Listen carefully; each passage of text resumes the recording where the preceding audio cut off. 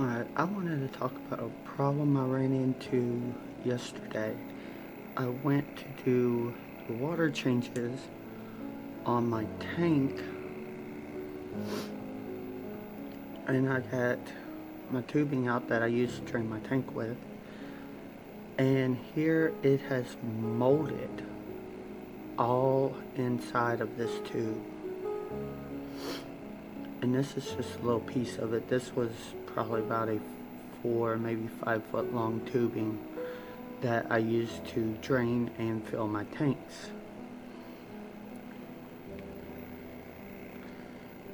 So it's something that you should definitely be aware of if you are keeping fish, to make sure that you are trying these out good and replacing them fairly frequently to prevent this from happening.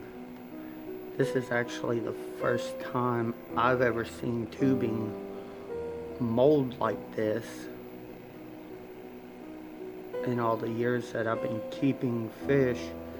I've never had tubing mold, but usually I would also end up cutting it, breaking it, losing it. So I would go and buy more fairly frequently. And yeah, it's just something to look out for. You know, I keep betta fish and I keep them fairly warm, and the moisture and the heat is a perfect breeding ground for mold. Another thing I've noticed, I use these lids on my betta tanks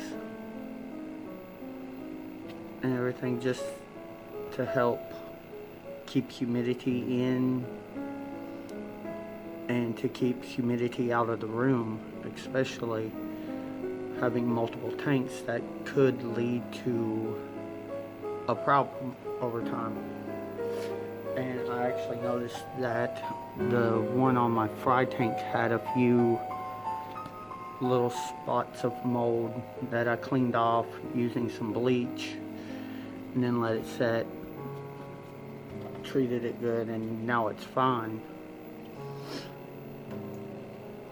But that is definitely something to be aware of and to watch out for. Now this tubing, I'm sure out there's probably videos or a way to clean this out and continue using it.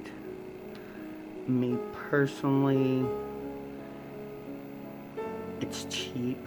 It's, you know, a couple bucks for, I think, 6 to 10 feet of it, and it's just better to just throw it away and get new, because you don't want to risk this happening every time you do a water change, or even worse, you know, this getting into your tank and killing your fish, or if you're siphoning water out, you inhaling this, especially for people out there who have mold allergies.